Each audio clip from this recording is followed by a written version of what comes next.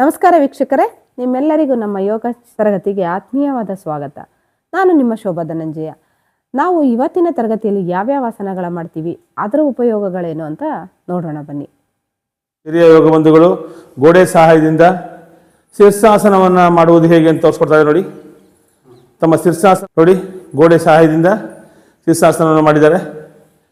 ಈ ಆಸನವನ್ನು ಮಾಡೋದ್ರಿಂದ ನಮ್ಮ ಬ್ರಹ್ಮರಂಧ್ರ ಮತ್ತು ಸಹಸ್ರಾರ ಚಕ್ರ ಆಕ್ಟಿವ್ ಆಗುತ್ತೆ. ರಕ್ತದ ಒತ್ತಡ ಹಿಮ್ಮುಖವಾಗಿರುವಂತಹ ರಕ್ತ ಸಂಚಾರ ಎದೆಯ ಭಾಗದಲ್ಲಿ, ನಮ್ಮ ಮುಖದ ಭಾಗದಲ್ಲಿ, ಮಿದುಳಿನ ಭಾಗದಲ್ಲಿ ಹೆಚ್ಚಿನ ಒತ್ತಡವನ್ನು ಕೊಡುತ್ತೆ. ಈ ಆಸನ ಉತ್ತಮವಾದಂತಹ ಆಸನ. ಯಾರಿಗೆ ನೆಲದ ಮೇಲೆ ಮಾಡೋಕ್ಕಾಗೋದಿಲ್ವೋ ಅಂಥವರು ಗೋಡೆಗಳ ಸಹಾಯ ತಗೊಂಡು ಈ ರೀತಿಯಾದಂತಹ ಅಭ್ಯಾಸವನ್ನು ಮಾಡಬೇಕು.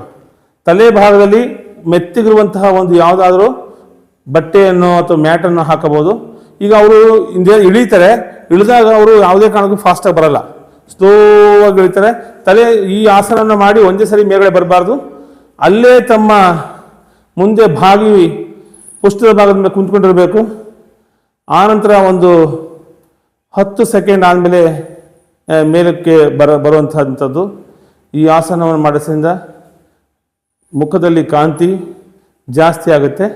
ನಮ್ಮ ಯೋಗ ಬಂಧುಗಳು ಮುಂದೆ ತಿರುಗಿ ಅವ್ರ ಮುಖಗಳನ್ನು ತೋರಿಸ್ತಾರೆ ನೋಡಿ, ಮುಖ ಎಲ್ಲ ಕೆಂಪಾಗಿರುತ್ತೆ. ಯಾಕೆಂದರೆ ರಕ್ತ ಮುಮ್ಮುಖವಾಗಿ ಸಂಚಾರ ಆಗಿರೋದ್ರಿಂದ ಕೆಳಮುಖವಾಗಿ ಸಂಚಾರ ಆಗಿರ್ತದೆ.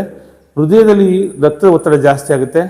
ಈ ಹಾರ್ಟ್ ಆಪರೇಷನ್ ಆಗಿರೋರು ಈ ಆಸನವನ್ನು ಮಾಡಬಾರ್ದು, ಅಥವಾ ಶಸ್ತ್ರಚಿಕಿತ್ಸೆಗೆ ಒಳಪಟ್ಟಿರುವಂಥವರು ಈ ಆಸನವನ್ನು ಮಾಡಬಾರ್ದು. ಯಾವುದೇ ಆಸನಗಳನ್ನು ಮಾಡಬೇಕಾದ್ರೆ ಯೋಗ ಬಂಧುಗಳಿಂದ, ನುರಿತಂತಹ ಯೋಗ ಬಂಧುಗಳಿಂದ ಅಭ್ಯಾಸವನ್ನು ಮಾಡಬೇಕಾಗುತ್ತೆ.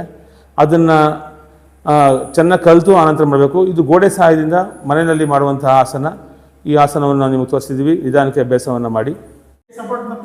ಬಂಧುಗಳು, ಈ ಥರ ಮಾಡೋದ್ರಿಂದ ಏನಾಗ್ತದೆ, ನಮ್ಮ ಸಂಪೂರ್ಣ ದೇಹದ ಸ್ಥಿತಿ ಕೆಳಮುಖವಾಗಿದೆ. ಕಾಲು ಸ್ಟ್ರೈಟ್ ಮಾಡಿದ್ದೀವಿ, ಅಬ್ಸರ್ವ್ ಮಾಡ್ತಾ ಇದ್ದೀರಿ ನೀವೀಗ. ಮುಖದ ಭಾಗದಲ್ಲಿ ರಕ್ತ ಸಂಚಾರ ಜಾಸ್ತಿ ಆಗ್ತಾ ಇದೆ. ಕಣ್ಣಿನ ಭಾಗದಲ್ಲಿ, ಮುಖದ ಭಾಗದಲ್ಲಿ ರಕ್ತದ ಒತ್ತಡ ಜಾಸ್ತಿ ಆಗೋದನ್ನು ಗಮನಿಸ್ತಾ ಇದ್ದೀರಿ. ಈ ಆಸನ ಅಭ್ಯಾಸ ನಿರಂತರವಾಗಿ ಮಾಡೋದಾದರೆ ನಿಮಗೆ ದೇಹದಲ್ಲಿ ಯಾವುದೇ ರೋಗಬಾಧೆಗಳಿಂದ ಮುಕ್ತರಾಗ್ಬೋದು. ನಾವು ಗೋಡೆ ಸಹಾಯದಿಂದ ಬರಬೇಕಾದಷ್ಟೇ, ನಿಧಾನಕ್ಕೆ ಬರಬೇಕಾಗುತ್ತೆ. ಒಂದೇ ಸರಿ ಬಂದರೆ ಮಂಡಿ ಅಥವಾ ಕಾಲುಗಳು, ಇಲ್ಲಿ ನೀವು ಯಾವುದೇ ರೀತಿ ಬೇಕಾದ್ರೆ ಮಾಡ್ಬೋದು. ಕಾಲುಗಳನ್ನ ಅಗಲ ಮಾಡ್ಬೋದು. ಈ ಸ್ಥಿತಿಯಲ್ಲಿ ಏನಾಗ್ತದೆ, ಕಾಲು ಸಂಪೂರ್ಣವಾಗಿ ಈಸಿಯಾಗಿ ಗಾಳಿಯಲ್ಲಿ ತೇಲ್ತಾ ಇರೋದು ಗಮನಿಸ್ತಾ ಹೋಗ್ಬೋದು. ಜನನೇಂದ್ರಿಯ ಭಾಗದಲ್ಲಿ, ಸ್ವಾಧಿಷ್ಠಾನ ಚಕ್ರದಲ್ಲಿ, ಮೂಲಾಧಾರ ಚಕ್ರದಲ್ಲಿ ಆಕ್ಟಿವ್ ಆಗೋದನ್ನು ಗಮನಿಸ್ಬೋದು. ಈ ಆಸನ ಅಭ್ಯಾಸವನ್ನು ನಿರಂತರವಾಗಿ ಮಾಡೋದ್ರಿಂದ ನಮ್ಮ ದೇಹ ಸ್ಥಿತಿಯಲ್ಲಿ, ಉದರ ಭಾಗದಲ್ಲಿ ಯಾವುದೇ ತೊಂದರೆಗಳಿಂದಲೇ ನಮ್ಮ ದೇಹ ಸ್ಥಿತಿಯನ್ನು ಚೆನ್ನಾಗಿ ಕಾಪಾಡ್ಕೋಬೋದು. ಈ ಆಸನ ನಿಧಾನಕ್ಕೆ ಅಭ್ಯಾಸ ಮಾಡಬೇಕು. ಇಳಿಸ್ಬೇಕಾದ್ರೂ ಅಷ್ಟೇ ನಿಧಾನ ಬರಬೇಕಾಗುತ್ತೆ, ಮೇಲ್ಗಡೆ ಬರಬಾರ್ದು. ಒಂದೆರಡು ಸರಿ ಮೇಲ್ಗಡೆ ಬಂದರೆ ಮೆದುಳಿನ ಭಾಗಕ್ಕೆ ಒತ್ತಡ ಜಾಸ್ತಿ ಆಗುವ ಸಾಧ್ಯತೆ ಇದೆ. ಕೆಲವು ಬಾರಿ ಸ್ಟ್ರೋಕು ಆಗ್ಬೋದು. ಅದರಿಂದ ನಿಧಾನಕ್ಕೆ ನಾವು ಮೇಲೆ ಬರಬೇಕಾಗುತ್ತೆ.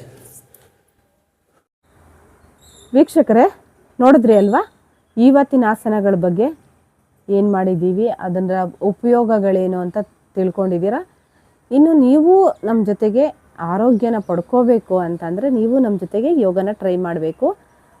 ಇನ್ನೂ ನಮ್ಮ ಚಾನಲ್ನ ಯಾರು ಸಬ್ಸ್ಕ್ರೈಬ್ ಮಾಡದೆ ನೋಡ್ತಾ ಇದ್ದೀರಾ, ದಯವಿಟ್ಟು ಸಬ್ಸ್ಕ್ರೈಬ್ ಮಾಡಿ. ಪಕ್ಕದಲ್ಲೇ ಇರೋ ಬೆಲ್ಲೈಕನ್ನ ಒತ್ತಿ ಮತ್ತು ನಿಮ್ಮ ಸ್ನೇಹಿತರುಗಳಿಗೂ ಶೇರ್ ಮಾಡಿ.